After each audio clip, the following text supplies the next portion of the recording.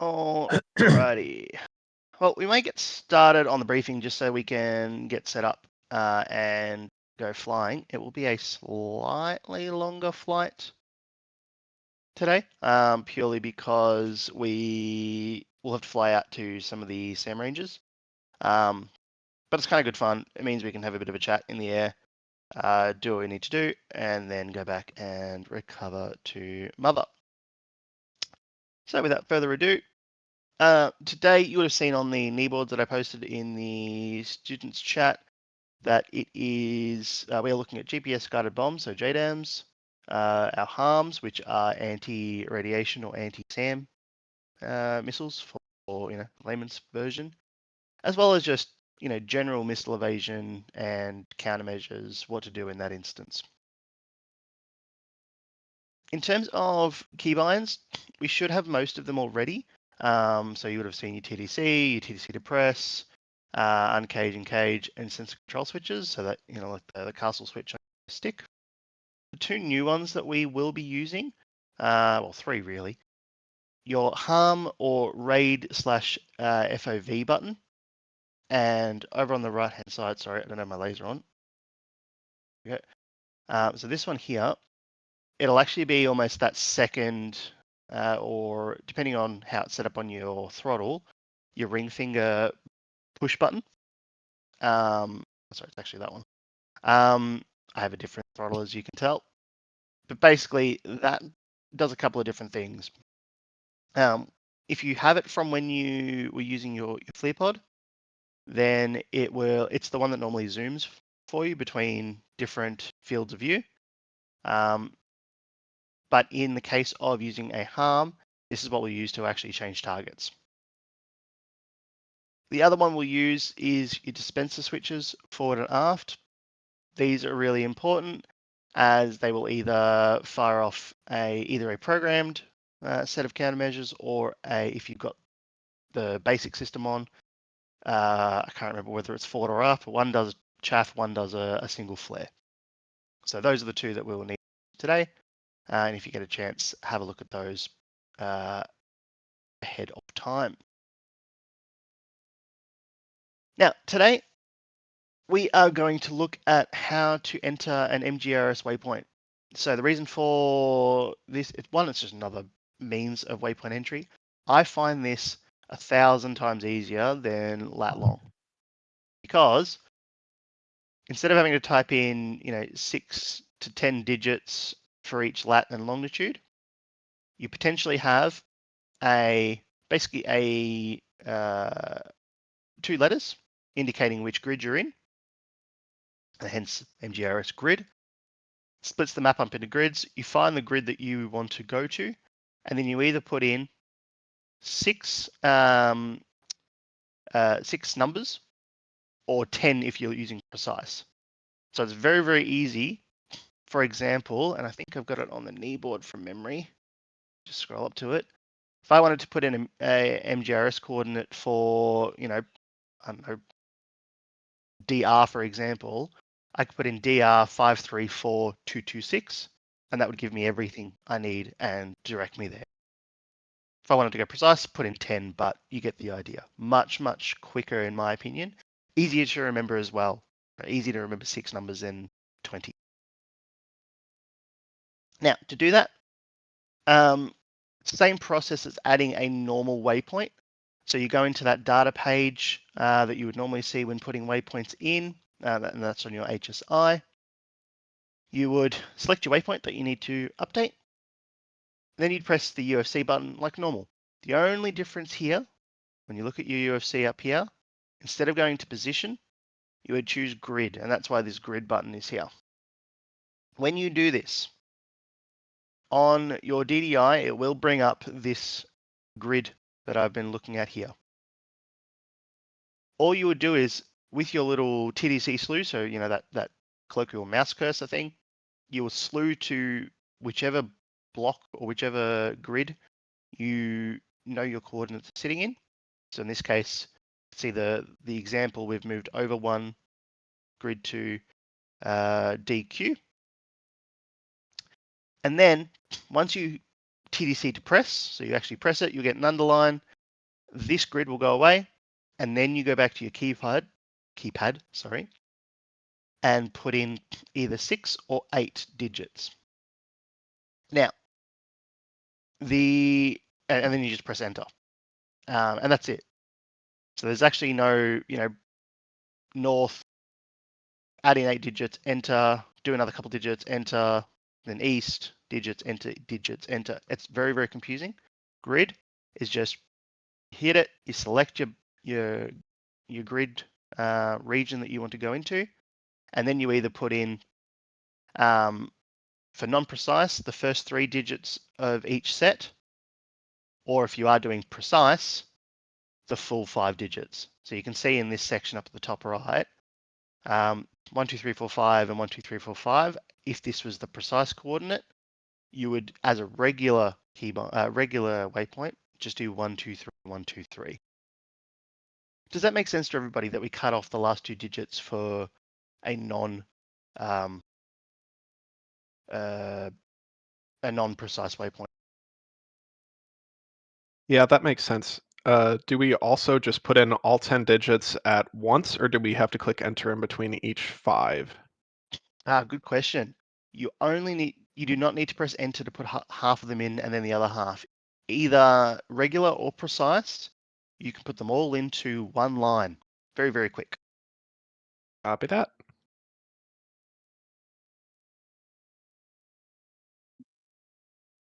Just organizing a restart now, or to hold off.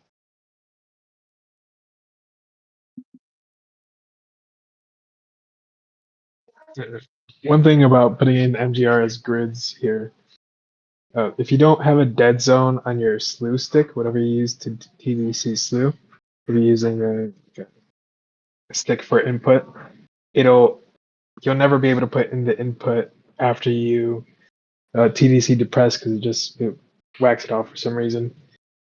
So put a dead zone in for the slew and you should be fine after that. That's actually a really, really good point. Yeah, a dead zone and even potentially a slight curve on your TDC slew can make a load of difference to quality of life in the cockpit. Oh, nice. Yeah, because as I push mine, I have to go back and forth 20 times, so it takes time. Yeah. Yep, absolutely. Cool. All right. So we will use this today for one specific waypoint, and I might, depending on your flight leads, we may use some others and explore it a little bit more. I'm going to be honest, I use this whenever I get the option because it's 10 times easier. Okay, moving into harms and how to use those.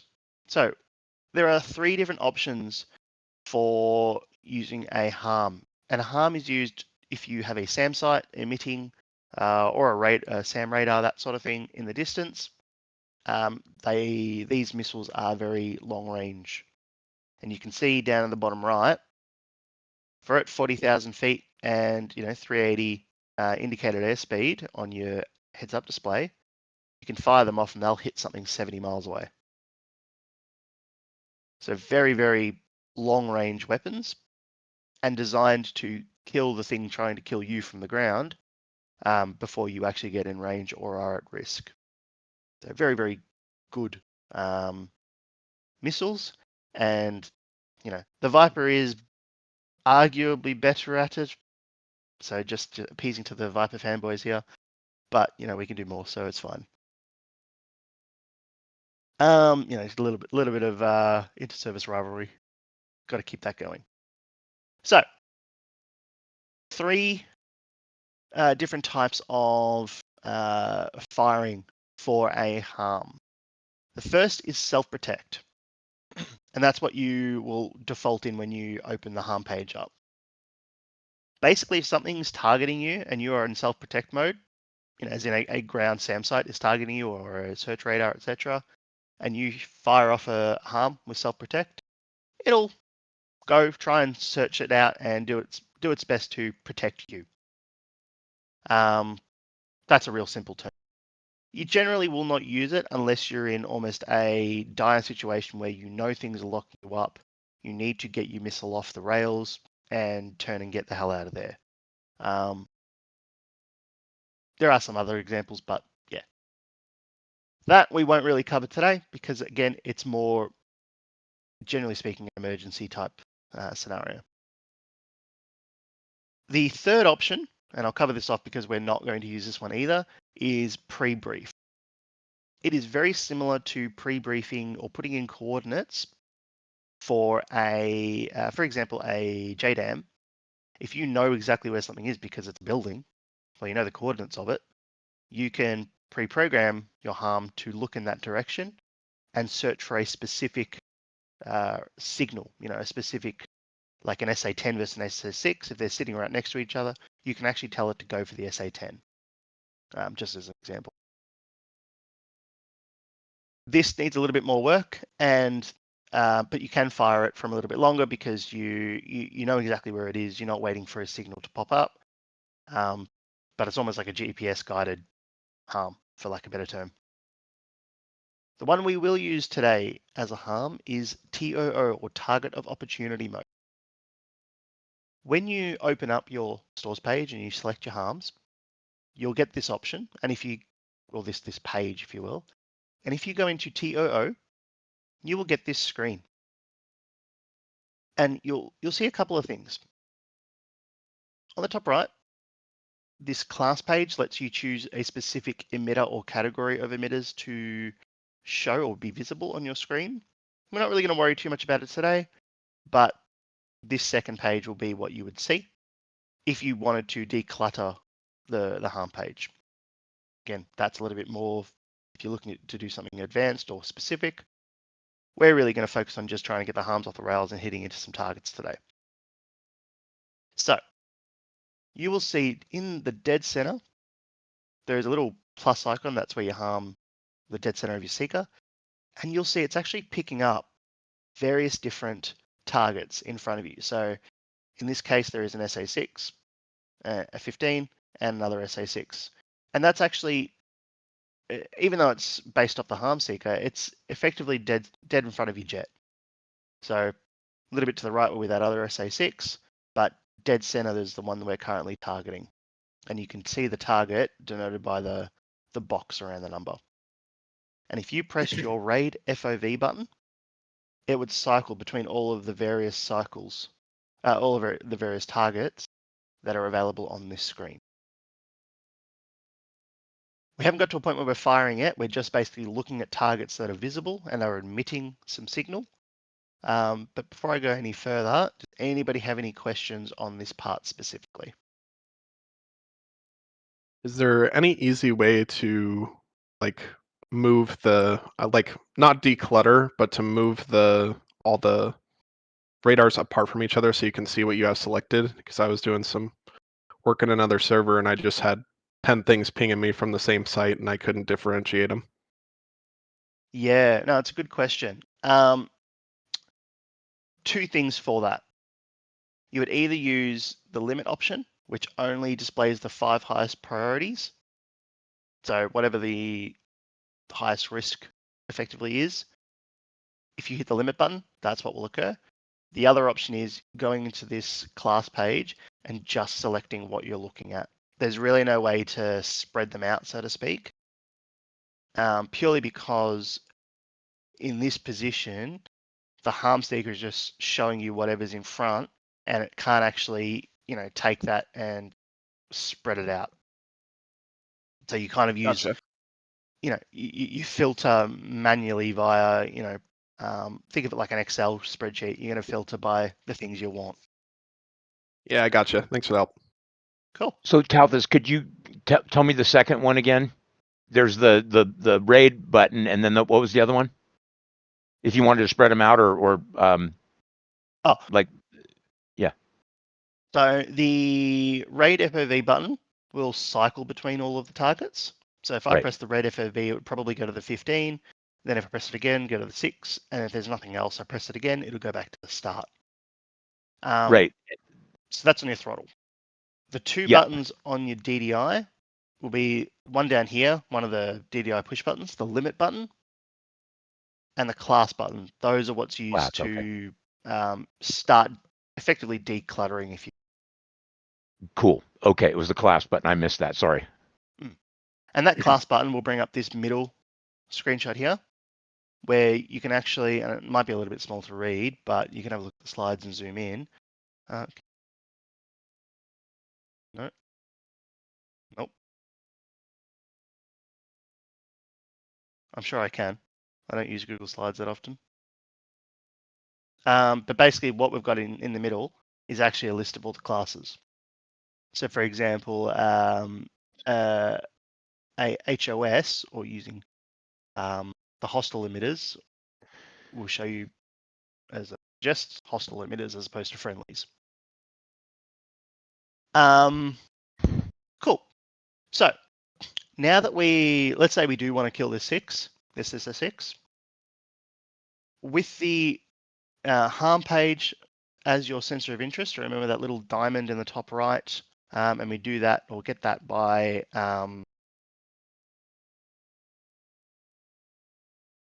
sorry, I was just confirming we have a restart in place, so that is good.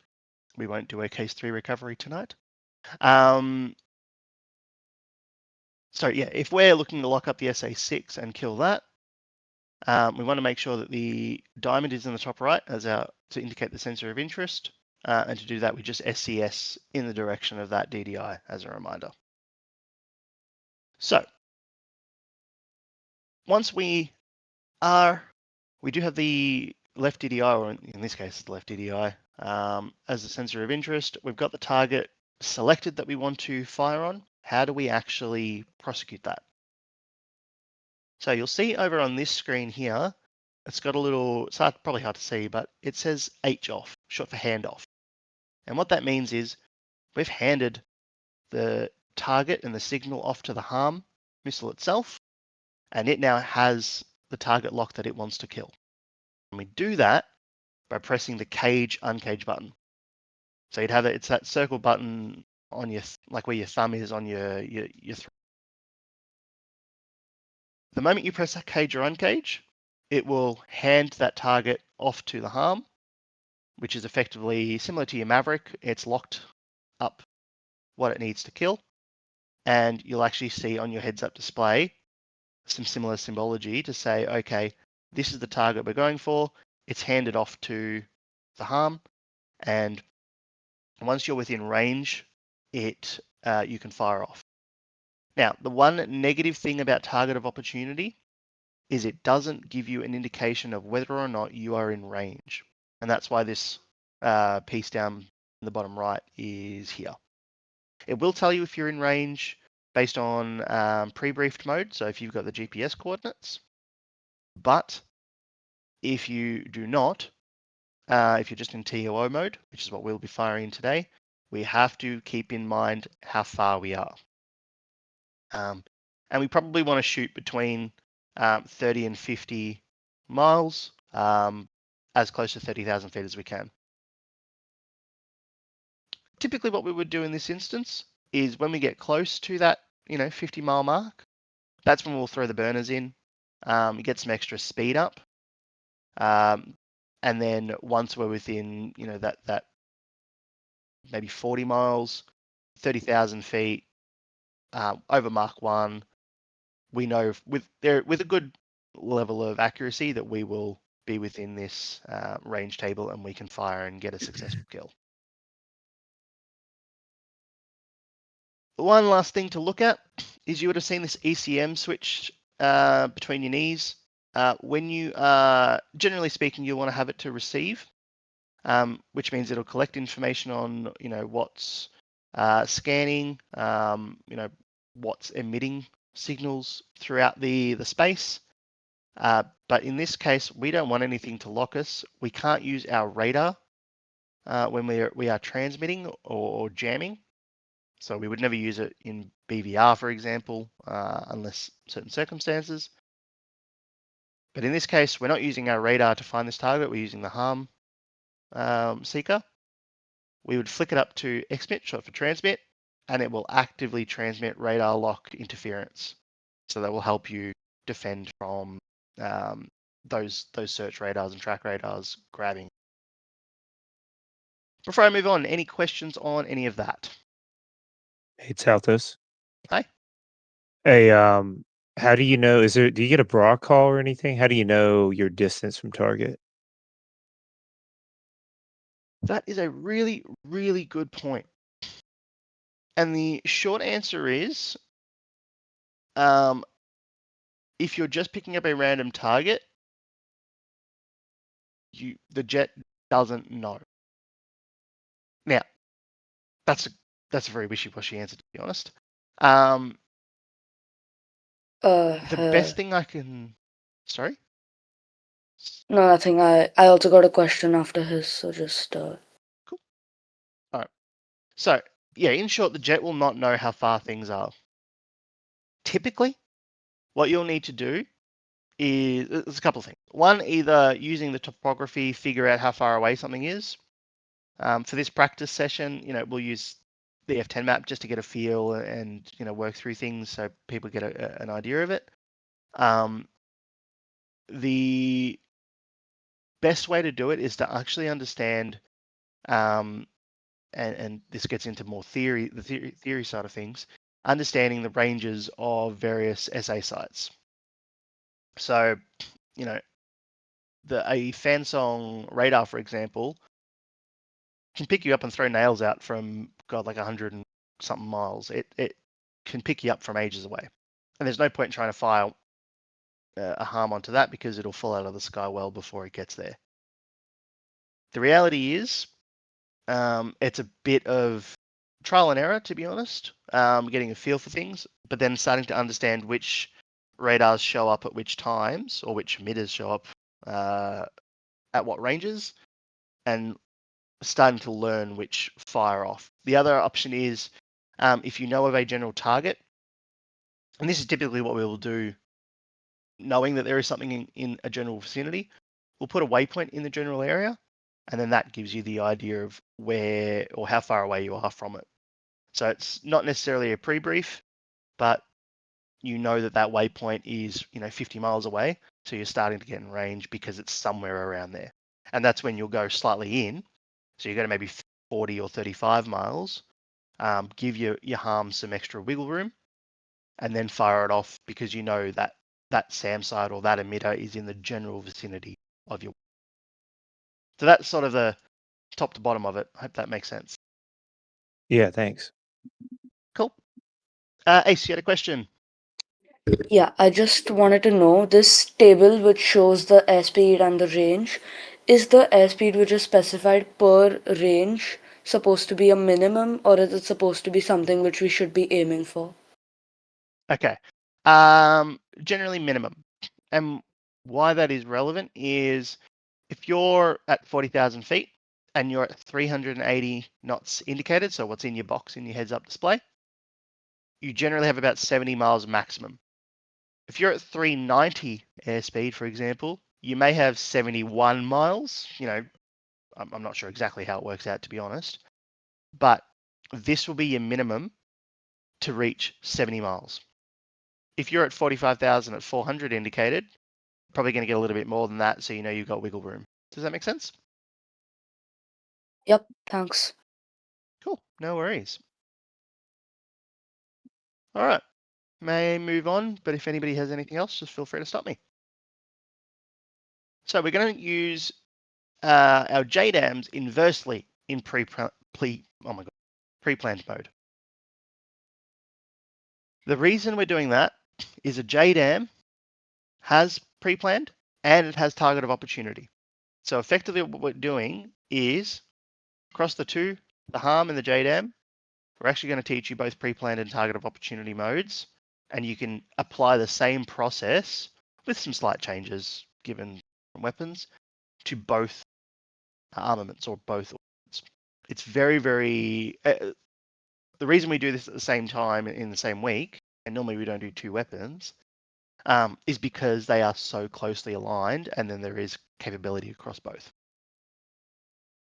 So there is a lot of information on this screen. It's actually not as difficult as it makes it out to be. So first thing first, I want to say, if you have JDAMs and you know you're going to fire them off soon,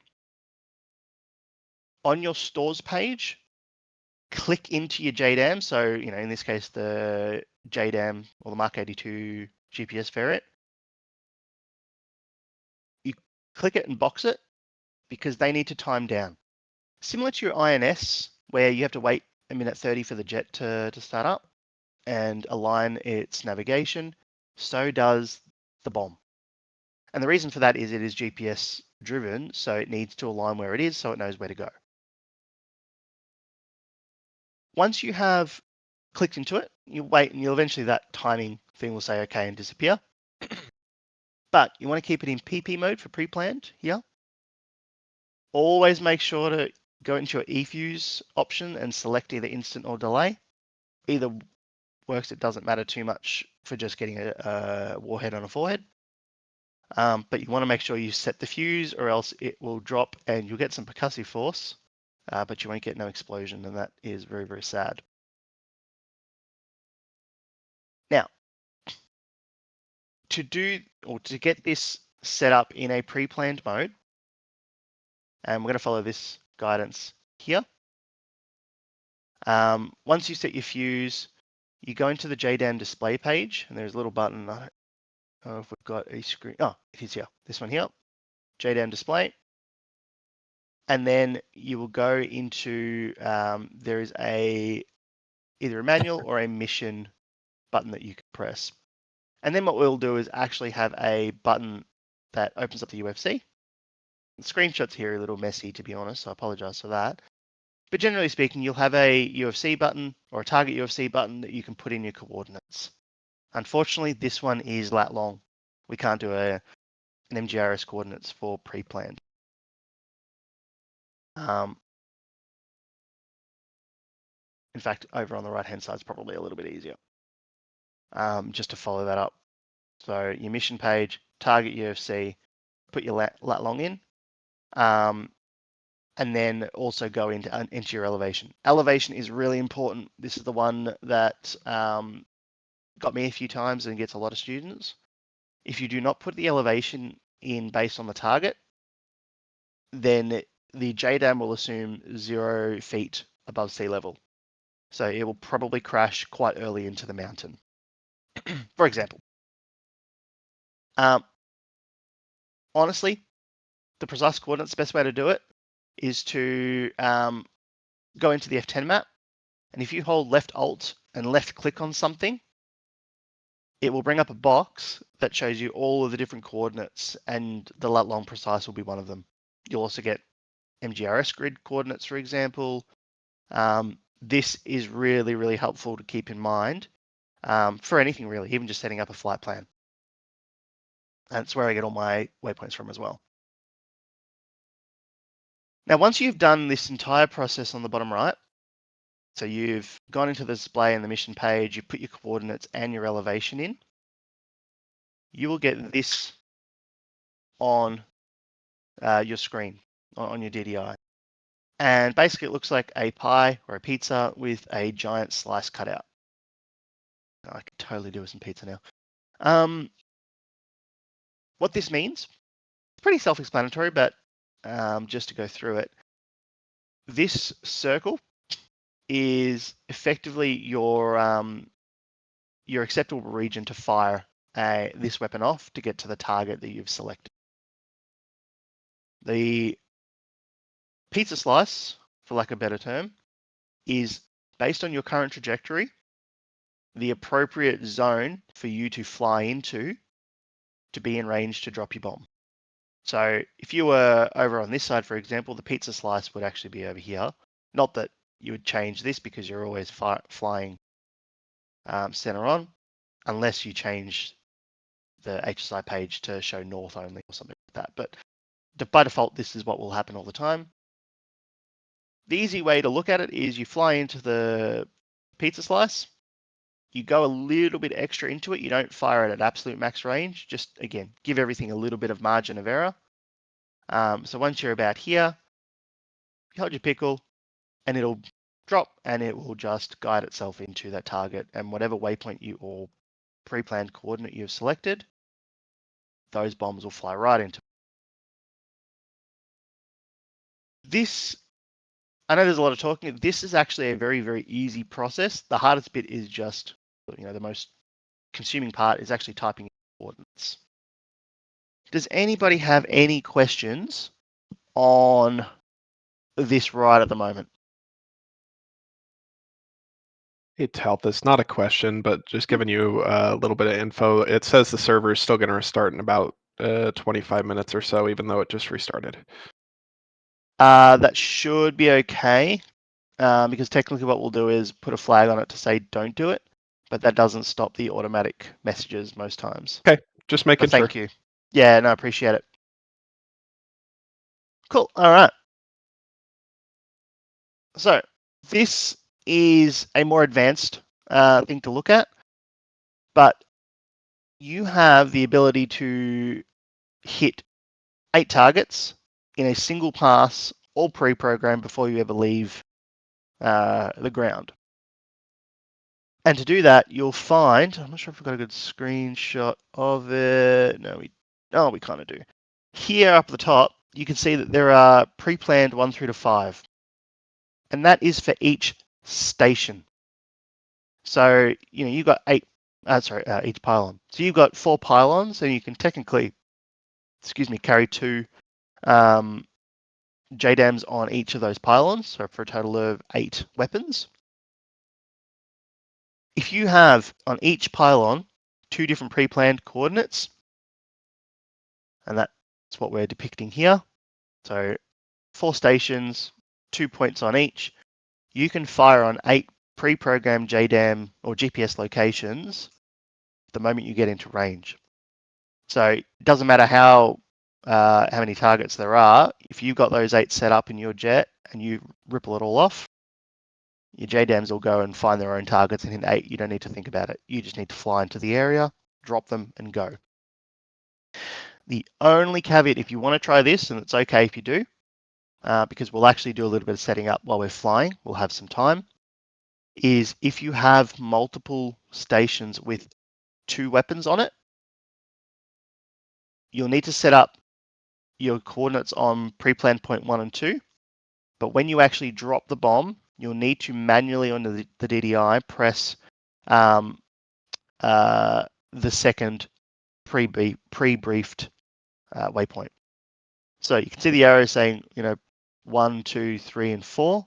That's just the automatic stepping sequence of firing weapons off your rails.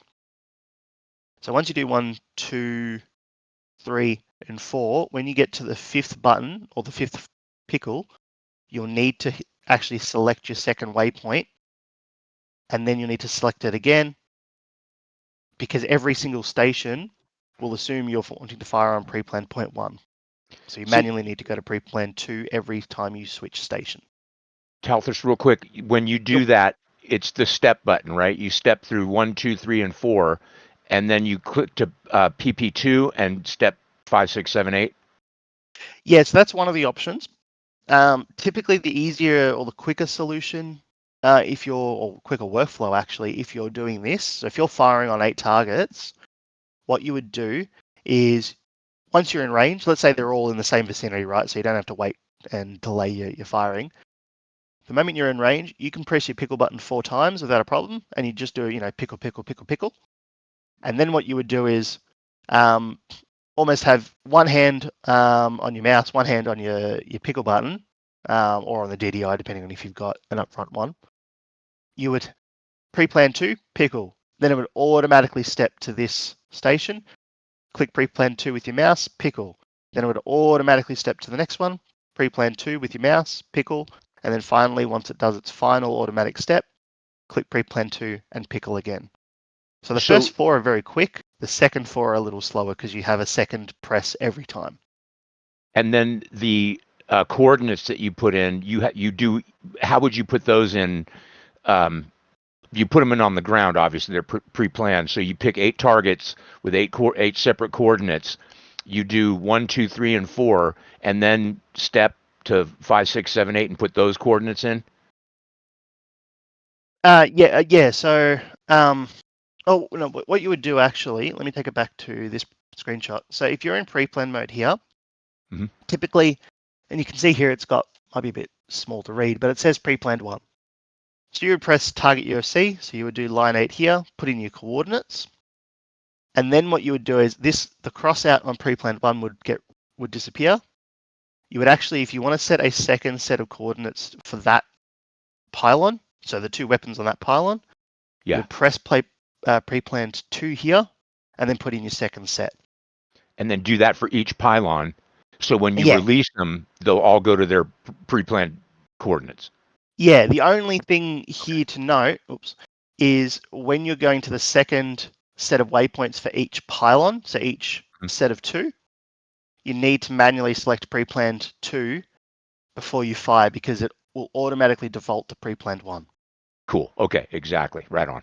Yeah, so it's basically push, so pickle, and then change waypoint pickle, change waypoint pickle, change waypoint pickle, change waypoint pickle.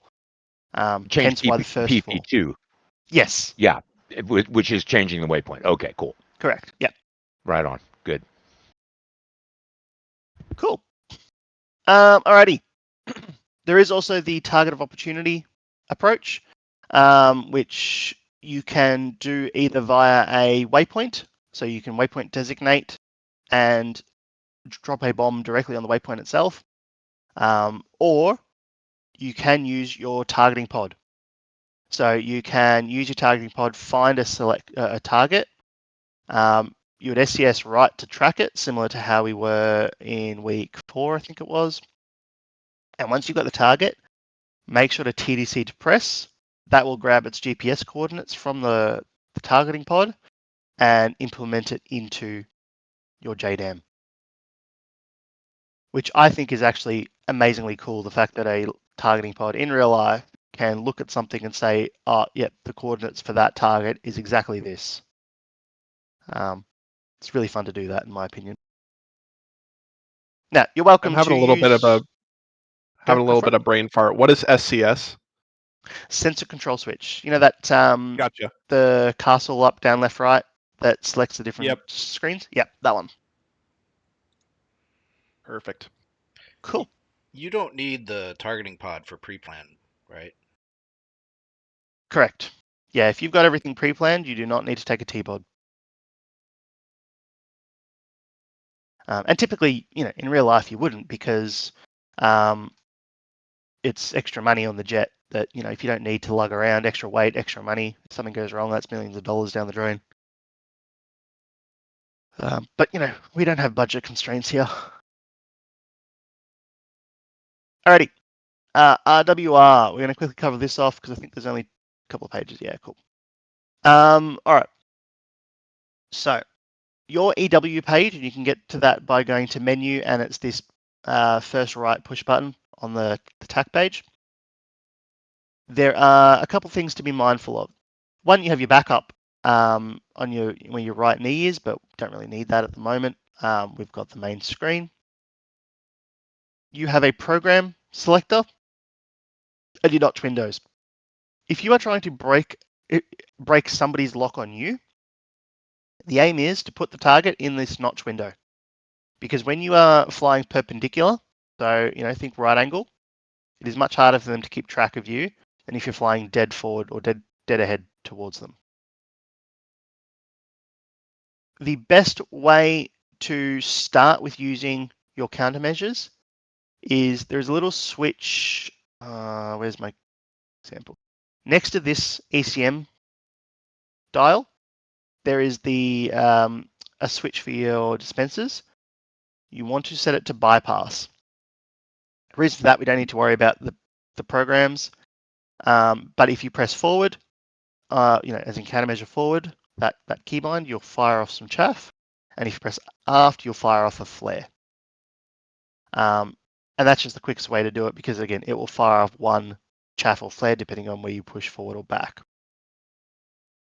Thing to be mindful of here, this is not range. It's very, very easy to get that confused. You're not closer to the SA6 versus the SA8 here. The reason it is in the center circle is because the SA6 is a higher risk. It may be targeting you, locking you, whereas the SA8 may not be. We know that the SA8's there, but the SA6 is the one that's actively potentially trying to shoot a missile at you. So really, really important to remember that this is not range, and you will not, the SA8 may be more dangerous later on, but right now the SA6 is the one that's trying to gun you down. Also, this tells you about radar. This does not tell you about infrared locking. So if there is a Fox 2, a Sidewinder out coming for you, your EW page has no idea. It does not care. And that's when you need to look for smoke in the air, or if things are close enough to you to get a Sidewinder off. That's why it's important to keep your head up and out of the cockpit at all times. As a point of just helping people, on your left-hand panel, this RWR volume knob, really, really good. So that dee-doo, when somebody's locking you up, this is the knob that you want to turn down because it is absolutely deafening. I've actually got it bound to a rotator knob in my rig just so I can turn the volume down quicker. Okay, so this, again, it's good to tell you what sites are showing up. And in the bottom right, it will show you that there are a couple of SA6 listed here. The house symbol will mean is a ground emitter, whereas if it's filled with an arc at the bottom, is the one that's locking. So just to keep in mind of that. Don't have to worry too much about other different symbology. For example, a bar at the bottom is a naval vessel. Not a problem. We're looking at these today. But there's always more info if you're interested, either through us or on the web. Any questions on that before I move on? Cool. All right, I'm not going to go through this because it's a hilarious meme. Oh, sure, go for it. What's the difference between the EW page and the SA page? Oh, that's a very good question. Okay, so SA page. Actually, I'll cover off EW first. EW is tracking what radar signatures are looking at you. Not so much what you're picking up in terms of what your radar can see or what other jets can see. It's just trying to see what's sending a signal your way to try and pick you up. So, for example, if we used, let's use an F-35 as an example, right? Super stealthy. Your radar will not pick it up. But if it's throwing a huge amount of radar signal at your face, whilst your radar may not pick up the cross-section of the jet itself, the actual physical unit, your EW page may pick up the fact that it's throwing huge amounts of radiation in your general direction. And that's the delineation between an EW page, where it's just looking at what radar signatures are coming and looking for you actively. By inverse, your SA page shows you what targets your radar is picking up and whether they're identified or friendly, or your data link targets. So if you've got an AWACS in the air telling you, there's some friendlies or enemies out, 100 miles, those little red icons are from the data link sent to you by the AWACS or the EW in the sky or E2 in the sky. Or if they're the big green circles, they are your data link connections from your friendly F-18s, most likely, who are sending their signal to you to tell you that, no, I'm here, so don't fire on me effectively. Does that make sense? Kind of, yeah. It is a little bit hard to understand and get the comparison. Generally, what I would do is I would use the EW page in this instance if I'm looking at SAM sites, or if I start getting locked up by a random target and I'm like, who the hell is locking me up? I'm going to look at not the SA page, because there may be 20 enemy jets in the air, but I need to find the one that's locking me up. I will go to the EW page, find the one that has the symbology, the closed symbology, either an SA site or if it's an F-18 or whatever, it'll show up somewhere. And that's when I get the direction of which or where the target that is locking me up is heading or coming from. And then I would go back to the SA page to find what targets are in that general area. So you kind of use both together to support your solution, depending on what you're trying to accomplish. EW page is very much defensive. Well, for the most part. Is there anything we should know IFF wise for the EW page? You will see F-18s come up. And if somebody is in your form and is locking you up on the radar, and you're stacking the diddle warnings, it will actually show you where the F-18 is here, if it's friendly in that example. And if you see F-18 over here locking you up, let's say it's over on this side, and you've got 2 people following you, you can say, hey, F-18 at my 8 o'clock, friendly F-18 spike. And they'll be like, oh no, that's me. Gotcha. Yeah, So it's just location based. I gotcha. Yeah, it's direction based entirely on the EW page. Not range, as mentioned before. Cool. All right. I'm not going to cover this. It's just a funny meme that you'll see on Hoggit and all those places. But you can read that in your own time. It's hilarious because the missile knows where it is because it knows where it isn't. Haha. Anyway, the different types The of missile knows missiles. where it is at all times. There it is. It knows this because it knows where it isn't. Thank you. Okay, the bottom here, it shows you the different types of missiles. So radar missiles, they track via emitters, whether it's a SAM site, aircraft, or whatever. IR missiles track by heat. And this next slide shows you, I don't know about you, but I remember watching Independence Day and hearing them say Fox 3, and I'm like, what the hell is that? That sounds cool, but I don't know what it is. If anybody else is in the military or whatever, they may already know this. But Fox 1 through to 3 identify the different types of missiles. So a Fox 1 is our old BVR type missile, like an AIM-7, for example. And that would fire and you constantly use your own radar to track the target and guide the missile in. It doesn't have its own tracking capabilities. If you suddenly flew in this general direction far to the left and it didn't have any more radar on the target, your missile would go dumb and miss. Fox 3 is your AIM-20, your better version of that radar homing missile effectively, where you'll use your radar to find the target first, and then you'll fire the missile off, and eventually the missile has its own radar that once it reaches pitbull, and we'll cover this more often in our BVR classes, it will use its own tracking systems, its own radar to lead in the rest of the distance to you.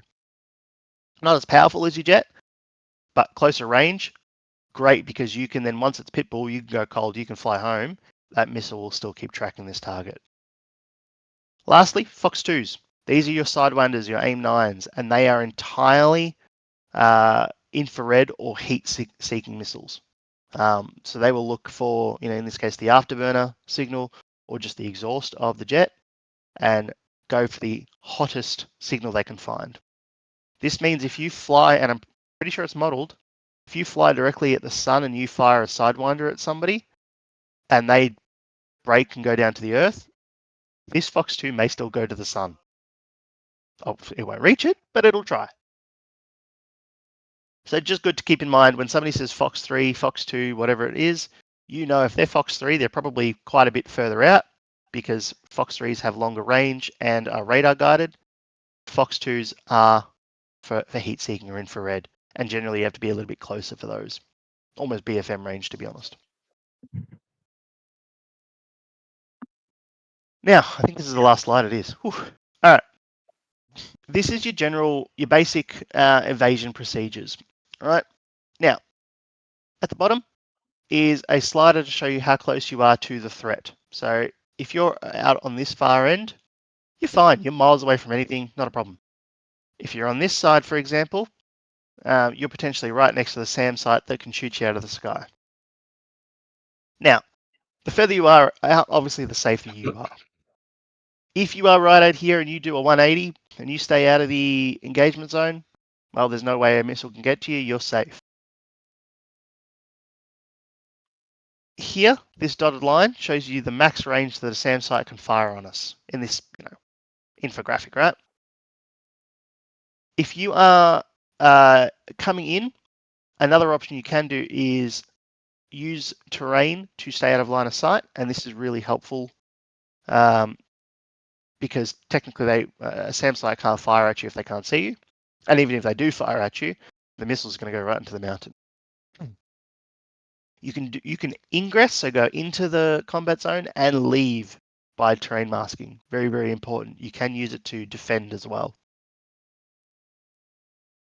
I talked about notching before. If a SAM site has fired on you or is locking you, whatever it may be, you can notch. And remember, that's flying perpendicular, so right angle.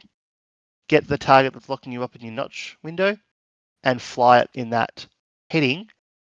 It will help break the lock on you. Using chaff also helps this because it confuses radar signals. And that's probably a good example. Flares are high infrared or heat sources. They block infrared missiles. Chaff is more for deflecting radar signals. So if you've got a radar signature or something tracking you on radar, your chaff is your better option. The next way you can evade a missile is by using its energy. So missiles do not have a huge amount of energy. You've got your fuel, you've got altitude, you've got current speed. All of that is energy that you can use to burn down the energy of the missile itself.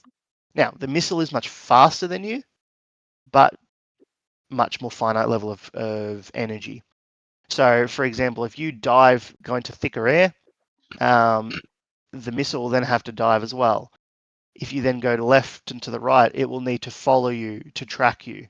And that's burning energy every time it makes a move. The aim is to get it to fizzle out before it reaches you. And we'll cover this up again a little bit more in BVR training. The last thing, if you're right in here where you cannot, no escape zone basically means you cannot burn the energy out of the missile. No matter what you do, it will be able to track you because it's got enough power to make such significant changes. You're that close. The only options you have in this section here are to either use your chaff or flare. Don't use your afterburner if a Sidewinder is following you or an IR missile is following you. You want to be as cool as possible. Or again, go and break line of sight with terrain. And even if you're close, if you have the SAM site here, a mountain range here, and you dive to the earth, even though you can't escape the missile, if you dive to the earth and the missile starts getting dragged down, it may crash into the mountain because it's trying to track you. The missiles are smart, but not that smart, because it's still trying to predict where it needs to fly to attack you and kill you. So if you're right here and you've been dragging itself down, that missile will curve down to try and predict where you're going, bang, straight into the mountain. Very, very dangerous here, obviously, but just a bit of an overview on that missile evasion in various stages. So, first thing we're going to do is select the number of the waypoint. So in this case, I've got waypoint 2, but whichever one works. Have precise boxed. Yep. Hit UFC. Mm-hmm. Go to grid, and we want to find what was it? LQ. Yeah. And to do that, you just drag your little cursor to east or wherever it is over the little letters, and that will actually scroll through the different sections, if that makes sense. Yes, it does. So I've had to click east twice and north once to get to LQ in the top right. Oh. Find LQ, hover over it, TDC to press it. And then we type in the numbers, so 69552.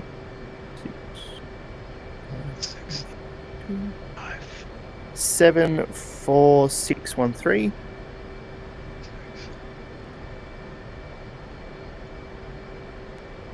Oh, now it says 38T. Perfect. But oddly enough, I did exactly that process, and it came up 38R. I don't know why, but anyways, it's all good. No, that's all good. No dramas at all. MGRS is really finicky in that, like, you know, you can get the grid wrong just because of the way it slews your dead zone, for example. There's so many different things that can go wrong, but as long as you go through it right, it becomes very, very easy. It's just practice, really.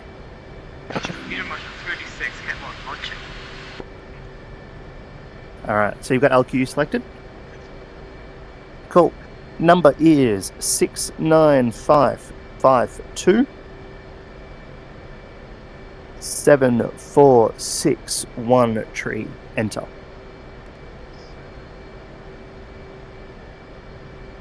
Should come up as, Grid 38T LQ with your big number at the end of it.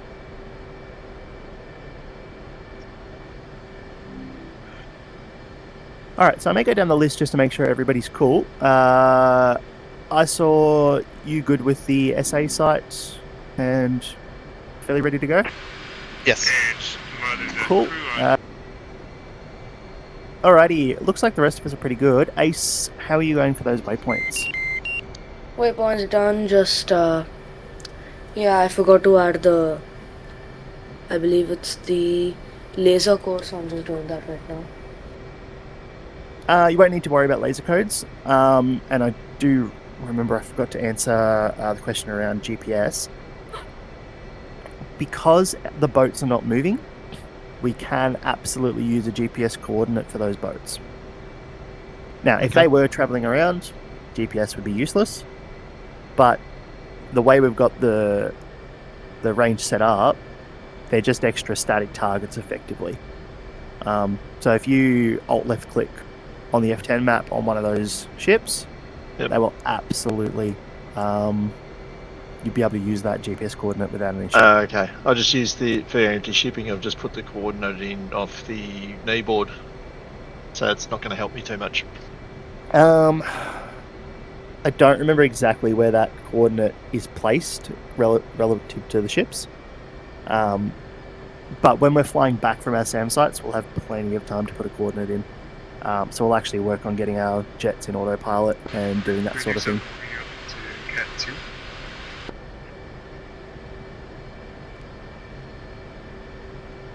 Cool, legit. Alright. Well, in that case, let us start getting connected up to some cats. And we'll let these guys go first, and then we'll take off, go for a bit of a fly. We do have a very long flight plan today. For example, waypoint 2 is about 200 miles away. So we'll have a bit of a chat while we're going through.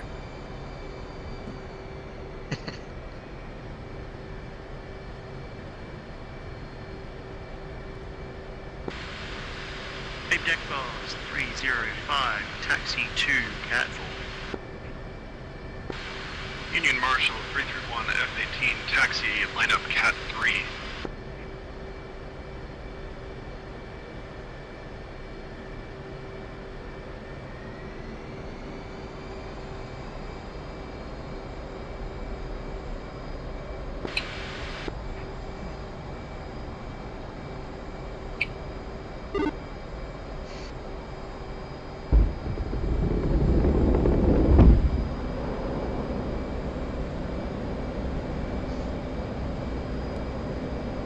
And as always, I will blow red smoke once we're in the air. We're good to check. We're good to do to taxi. Sorry, say again, please. Sorry. We are good to taxi. Yeah, absolutely. 301, taxi to Cat 1.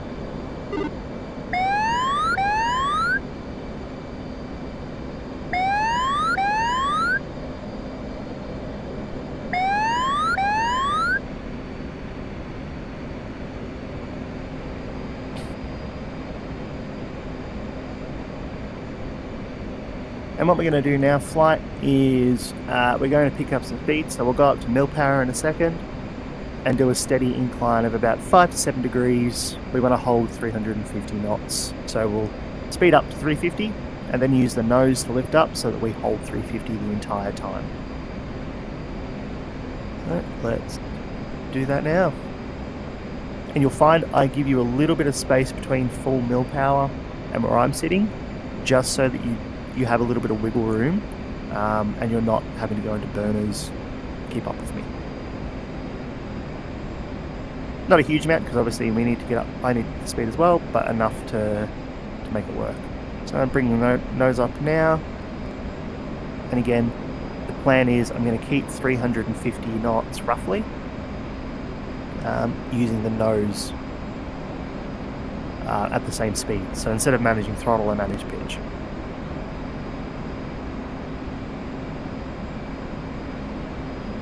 In the clouds now at about 10-degree incline. Gonna drop it down to about 7 degrees now. And we're aiming for...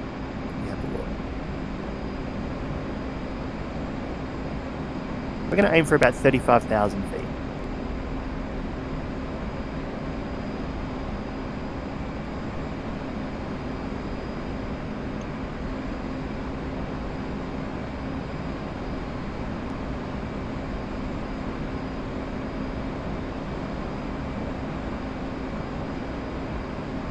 And for anybody following, if you go into that FPAS page, which is the support menu, and the second option, bottom left,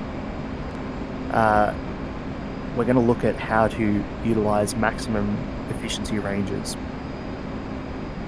On that screen, you'll see it split up into the top and bottom sections.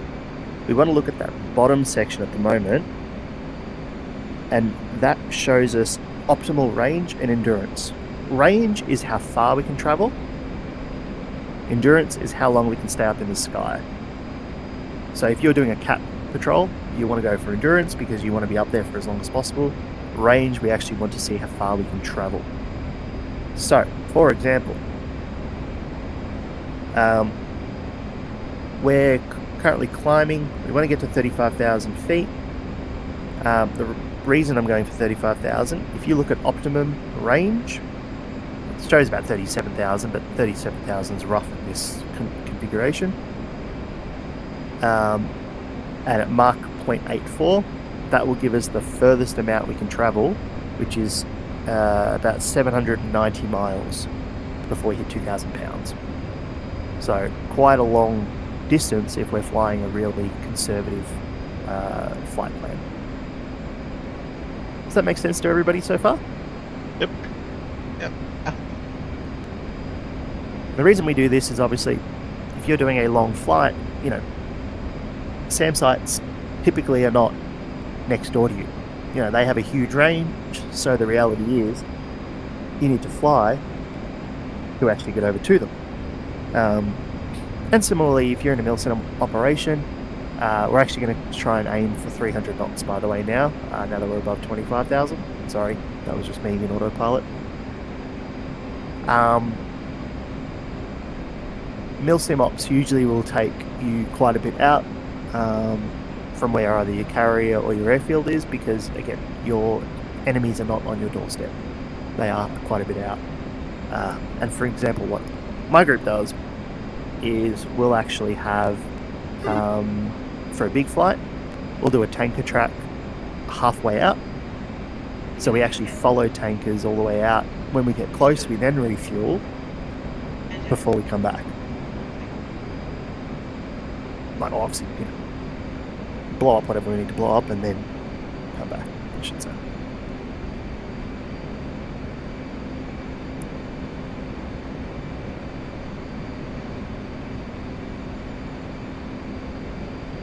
Which do you fly with?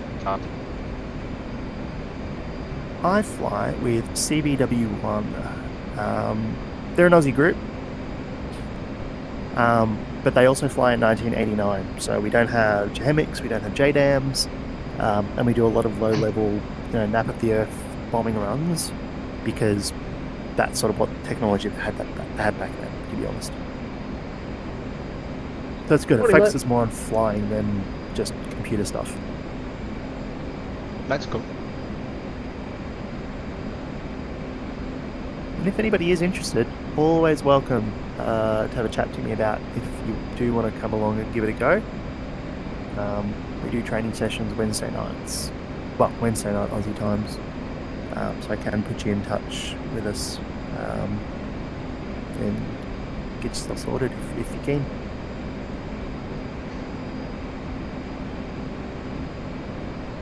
Sounds very interesting, but I don't know about the time zone though. Yeah. I agree with that. Look, I mean, there's a lot of American ones and European ones as well. Like, you know, it is what it is. It's just, you know, different time zones, different groups.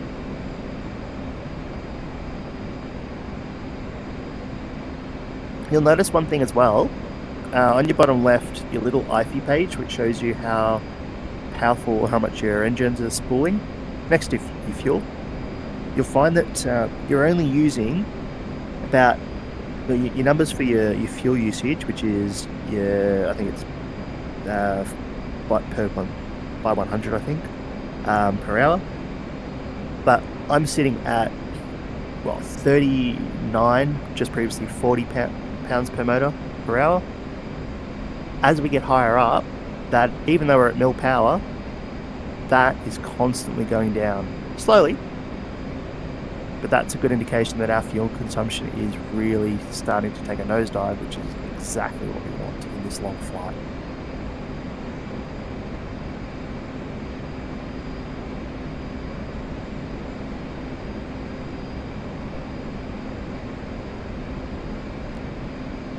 You'll also find that we've spent maybe 1,000 pounds of fuel on this climb up,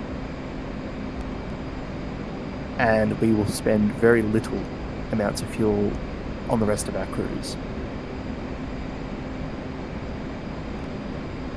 Just out of curiosity, what is your fuel state right now? My fuel state is 9.0. Okay. So what's everybody else's? I'm 8.7. Me too. 0.7. I'm about 9.5. Cool. And that's a really good segue into one other thing. If everybody has their FPAS page open and is currently heading towards, I've got the waypoint selected for the SAM site, you'll find the top section of that FPAS page, just above the line, it'll say nav 2, and in this case for me waypoint 2. It will tell me how long before I get there and how much fuel I'll have when I reach the waypoint. So in this case I'll have just shy of 7,000 pounds of fuel.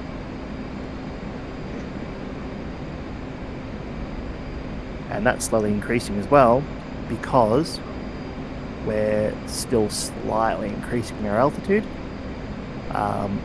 So once we get to 35,000 and we level out and we only use power to maintain the speed, not to keep it or to climb, our fuel consumption will drop even further.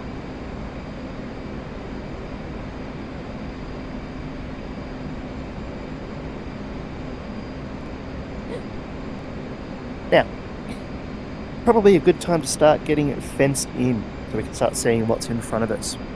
So, as usual, hit your air to ground switch, master arm on, turn your lights off if you had them on, and on your stores page on the left, select that harm option.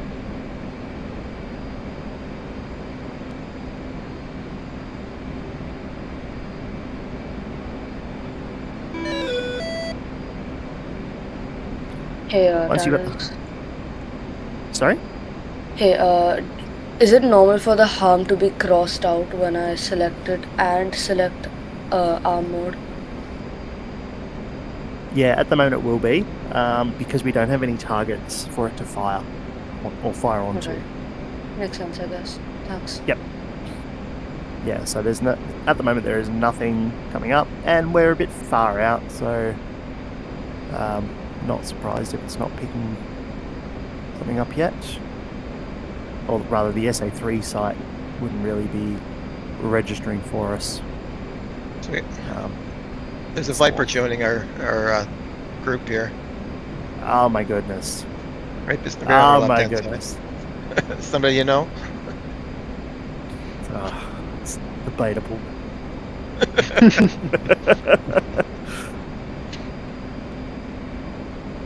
We're friends from work. Alright, leveling out at 35,000 feet, and we'll keep it here for the rest of the flight.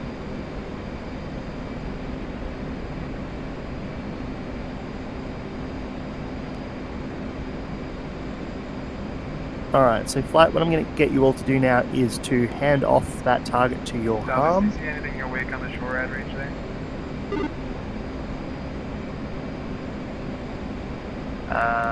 Negative.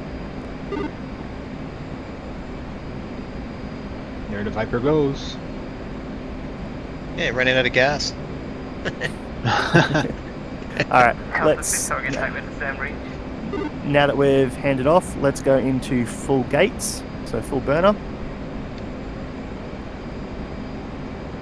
And we want to try and get up to above Mark 1.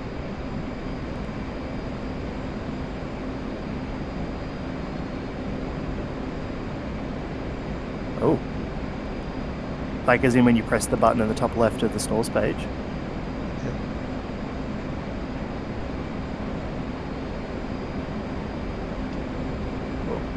That's a bit weird. That one I'm not sure. I haven't heard of that before, sorry. Maybe drop out of the stores page and jump back in. Sounds like I sacrificed myself to open up that targeting of the shore iteration. How close do you usually have to get before they start?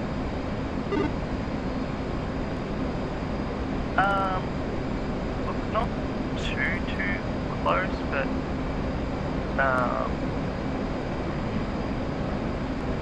I'll see if we can activate on the way back because we've got a target up at our SA3 site. Oh, okay. Actually, yeah, we should have dog here, so we might use that.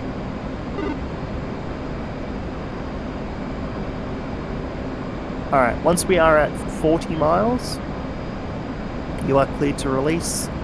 The moniker is Magnum.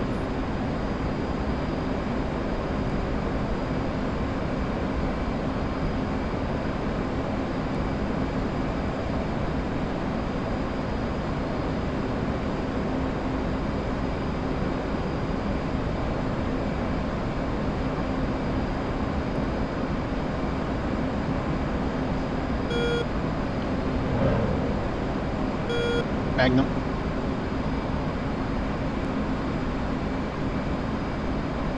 One, Magnum by 2. Magnum.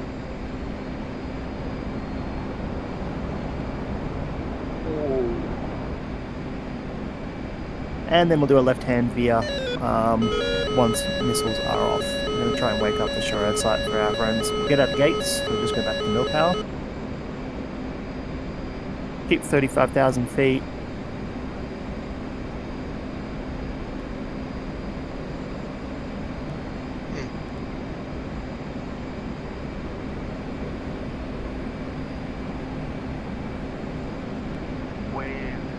Magnumed off and we are veering over to the shore range to try and wake up.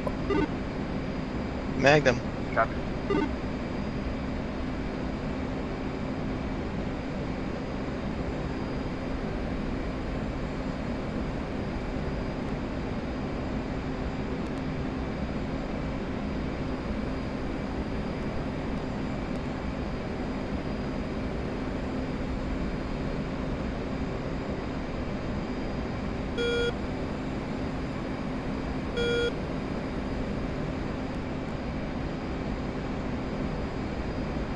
I seem to have lost the pack. Give me 1 second. Just keep turning and I'll tell you when to level out. So I'm currently heading 220.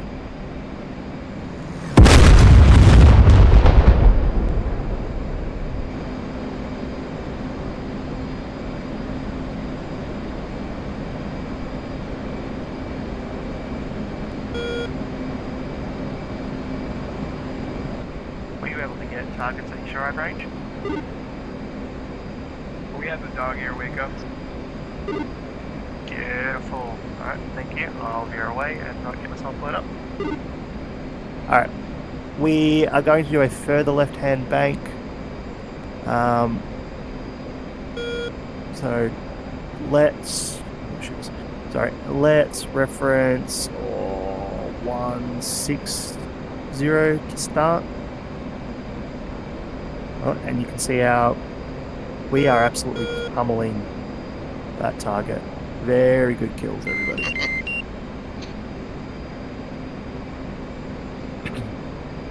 And that is Harms in a nutshell. Oh, Ace got the kill. Mine's still flying. Yeah, there is one more flying. Let's see where it goes.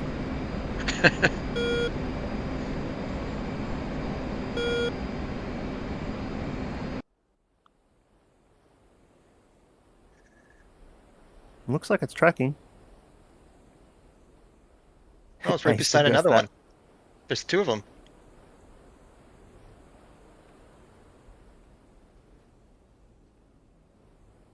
Oh, that P19 having a bad day.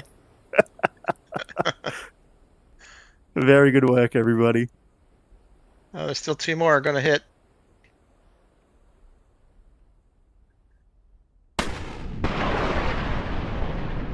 Oh, smoke in the air.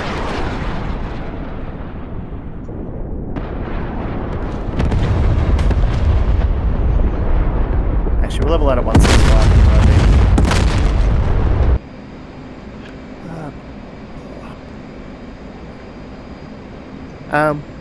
The last thing you can do, and you'd never, I don't know if you've got the button bound for it, but there is an automatic throttle control, or ATC.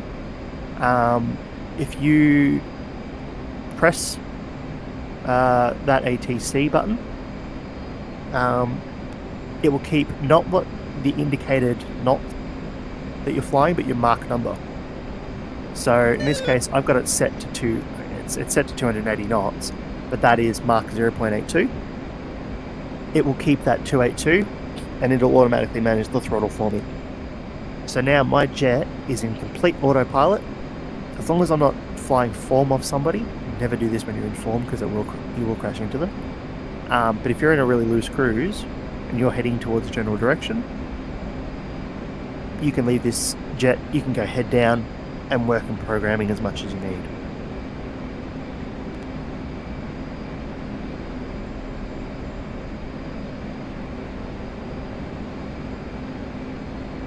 So, with 100 miles out, we are going to do one more thing. We're going to do a right-hand turn just to get us on track to our waypoint. So flight check, turn right, just to make us now head directly to that the anti-shipping target.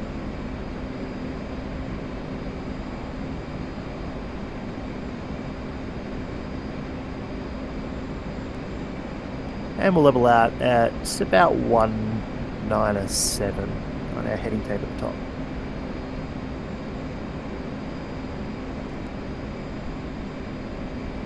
Alright, now you do not need a waypoint for this because we're going to pre-plan all of our coordinates into the JDAMs. We've got 100 miles to do it, so there is no rush for anybody. We're going to go through this process nice and cleanly together. But definitely keep all of your jets on autopilot because we're going to do some work in F10, we're going to be head down into the computers. We don't need to spend a lot of our energy flying the jet at this point. And this is where it's better than the Viper because it flies itself. So, what we're going to do is, first things first, you would have already gone into your JDAM screen and it's timing down, which is good. You want to check it is in PP mode, and you also want to click the E fuse and select instant or delay. Doesn't matter which, but just A fusing so it blows up when it actually hits the ground. The next thing we're going to do is, once you've done that, on the top right of the stores page, there is the JDAM display button. I want you to press that for me. and it will bring you a second screen with your the quality of your INS alignment, which should be good, or timing down, whatever it may be. And we're going to go straight into, on the left-hand side, second from the top, there should be a button next to MSN, short for mission. Click that for me, please. And that should give you a screen with 5 pre-planned points at the top, and just some information about the target, which at the moment we don't have much info because we haven't put anything in. And all of those pre-planned points at the top should have crosses. Does everybody see that? Yeah. Yep. Excellent. Okay, so now what I want you to do is press F10 on your keyboard, scroll out and drag yourself to, if you scroll all the way out, and then scroll into where the shipping target's in. I find that to be the quickest way. It's kind of right where that cove is next to the Tanker Track Alpha. I want you to zoom in to any of the targets that you like. So whether it's the Yakushev, the Moskva, it doesn't matter. Zoom all the way in until it doesn't let you zoom in anymore.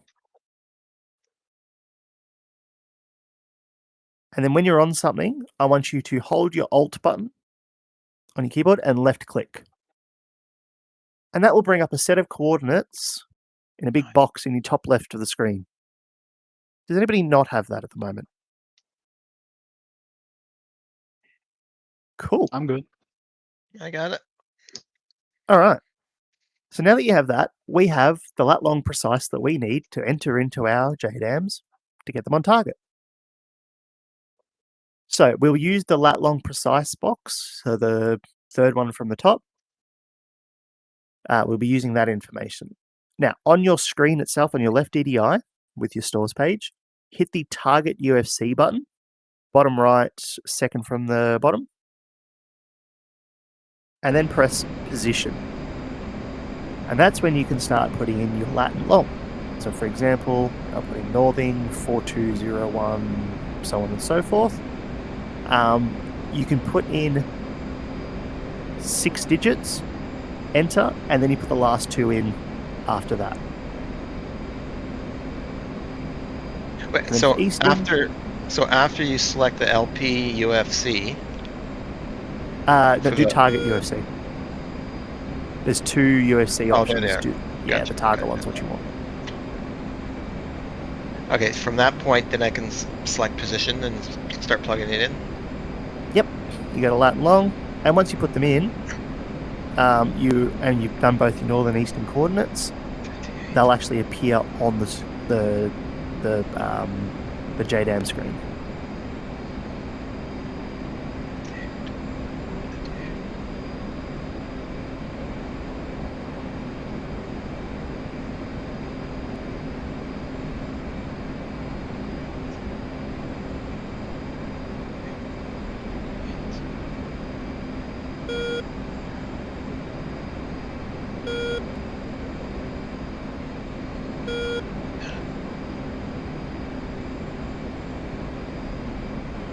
Is anyone else having issues with the attitude hold? Okay, last thing I want you to do is press your target UFC twice to bring it back to the screen. Select elevation. Press feet and put in, I don't know, 10 feet. You know, they're ground target, they're sea level target, so it's not a big issue. And then press enter. That fixed it. Cool. Yeah, that fixed it. And you can do the same for both because they're both just sea level targets. But you'll find now, if you have your HSI on the right hand side, you get your little pizza with the cutout of the slice. Nice. Yeah, visual. Cool. Does anybody not have their, after putting in the elevation, does anybody not have the pizza with a slice missing? That'd be me. Alright, we should be in range now. So 1 is dropping 2, so 2 away, and you guys are all weapons hot.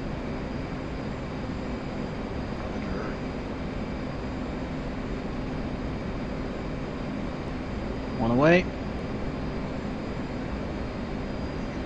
And you notice once you drop all your bombs, Your way. your screens go back to normal. Once you have dropped your bombs, you are free to fence out. So get out of air to ground, master arm back to safe, lights on. I am still not getting the, I don't know, I said the pizza looking thing. Okay, have you got your coordinates into your bomb? Yep. Have you got elevation? Yeah, I put it up 10 feet. Oops.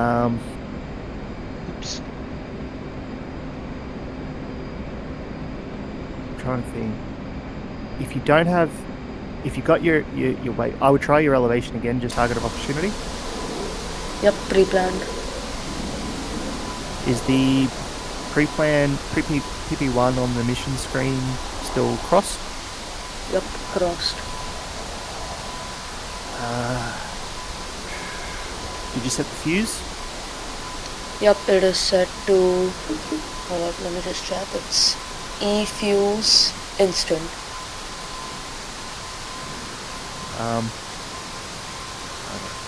I'm not sure. Do you have the air to ground mode on? Yep, Yeah, and master arm is also on.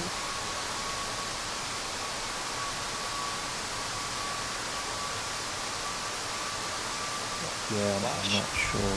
May have to look at it again later on together. Alright That was then. accurate. Nice.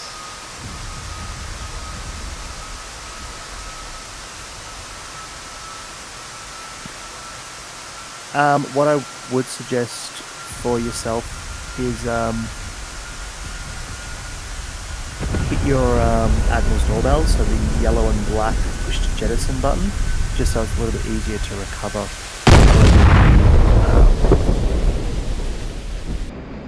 Alright, what we're going to do now is we're going to reference the TACAN of 72 X-ray, which is our boat.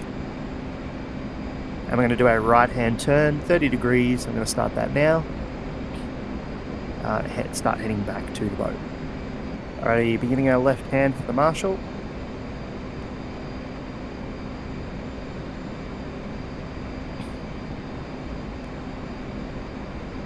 Bingo. Bingo.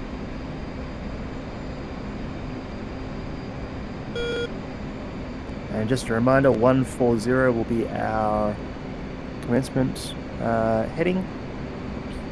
BRC is still 288. We should be able to make it in before it turns.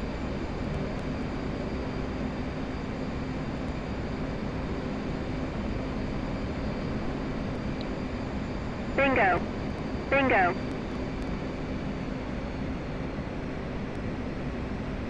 Good work. This is tidy, I love it.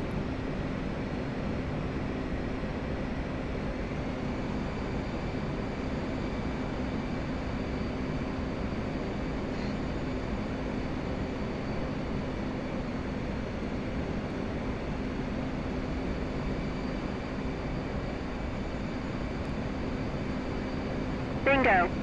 Bingo.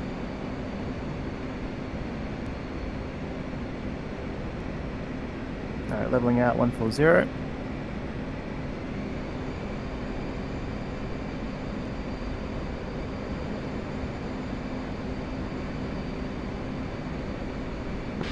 Gully traffic. And let's drop the nose, get a bit of speed, get down to 800 feet. Bingo. Magic Bingo. numbers here are 350 knots indicated, 800 feet indicated.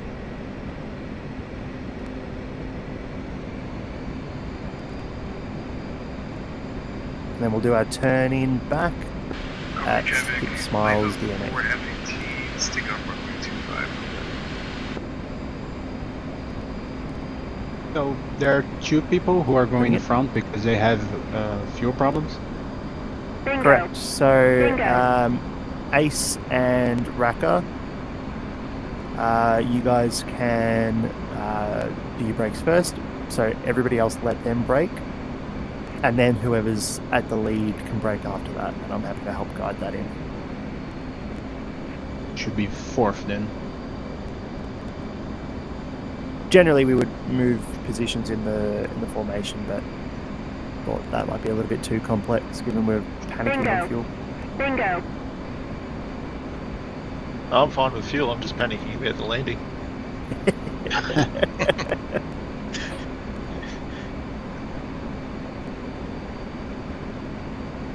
Fuel low. Fuel low. Oops, a bit too low, apology. Gonna level it out a little bit and ease up on the turn. Bingo. Bingo.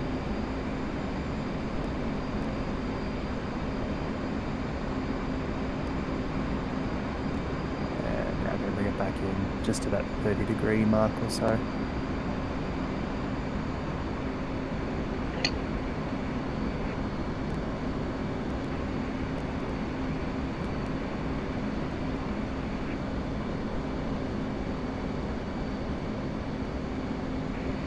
Bingo. Bingo.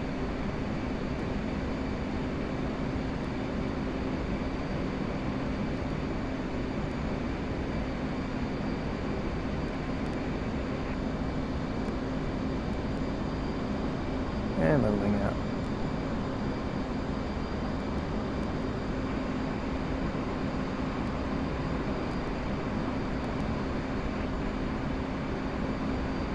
Oops, a little bit low, apologies Bingo. everybody. Bingo. Remember keeping 350, 800 when the flat lead's not a potato. And I don't mean that badly against potato, who's letting the other fly.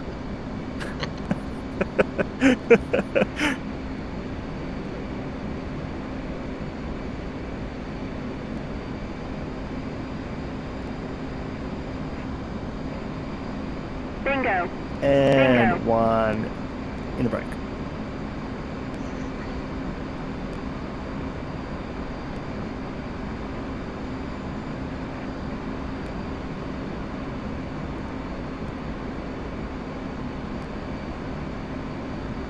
I'm braking at 2 miles, yeah? Yes, and Ace at 1.5. 1.5 break in. Bingo. Bingo.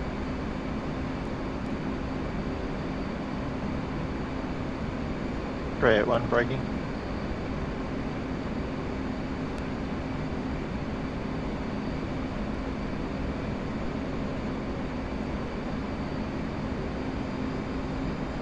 .376 braking.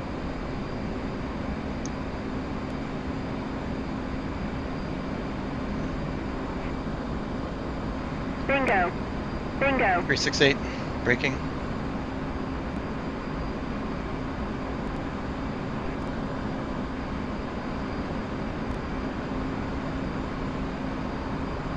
You got the legends.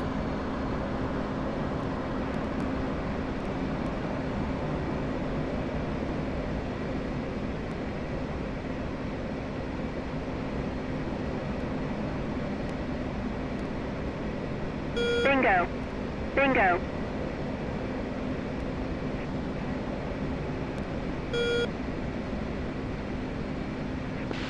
Who's your above one balls, take 26.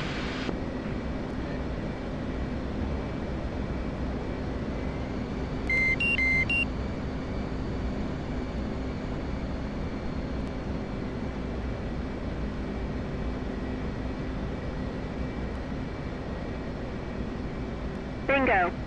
Bingo.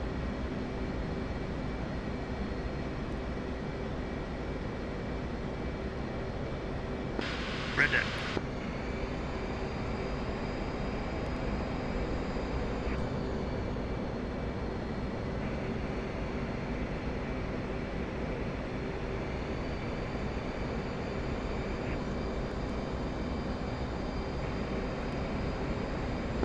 Green deck. Bingo. Bingo.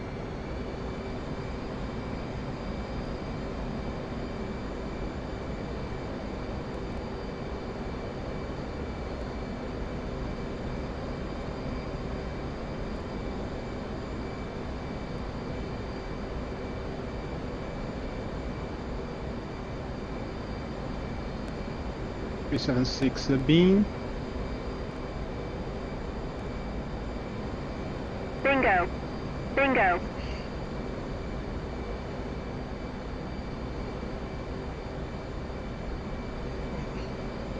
Alright, let's go here.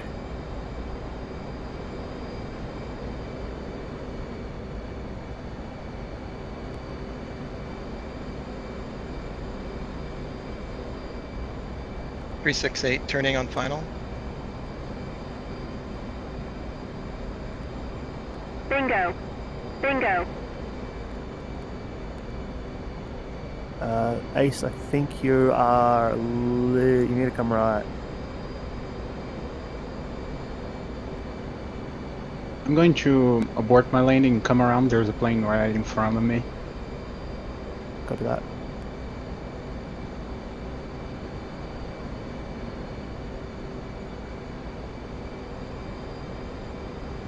Bolt to That bolt, was I far think. too hard. Bingo. Yeah, it's all good.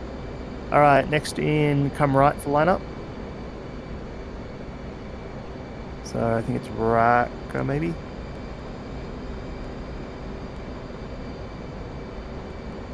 Oh no.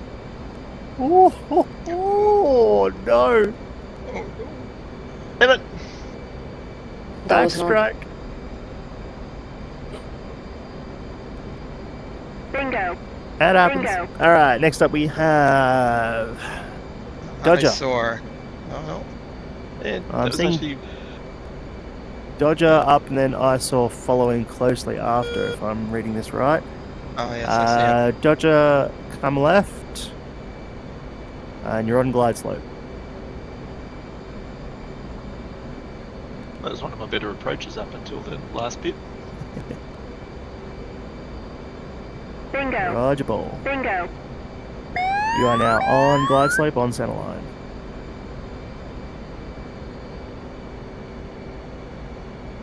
You're a little high.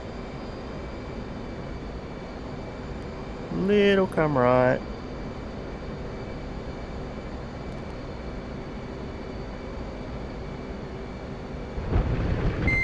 Beautiful 3-wire. Fuel low.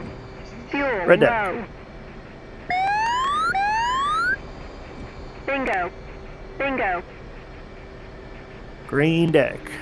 Alrighty, 368. ISOR, come left.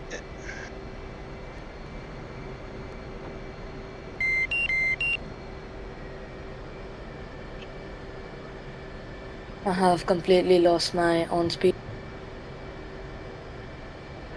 Alright, you are on center line, a little low.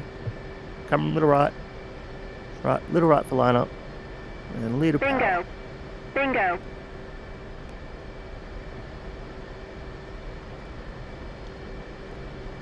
Two-wire, red deck. Oh, nice. Very nice.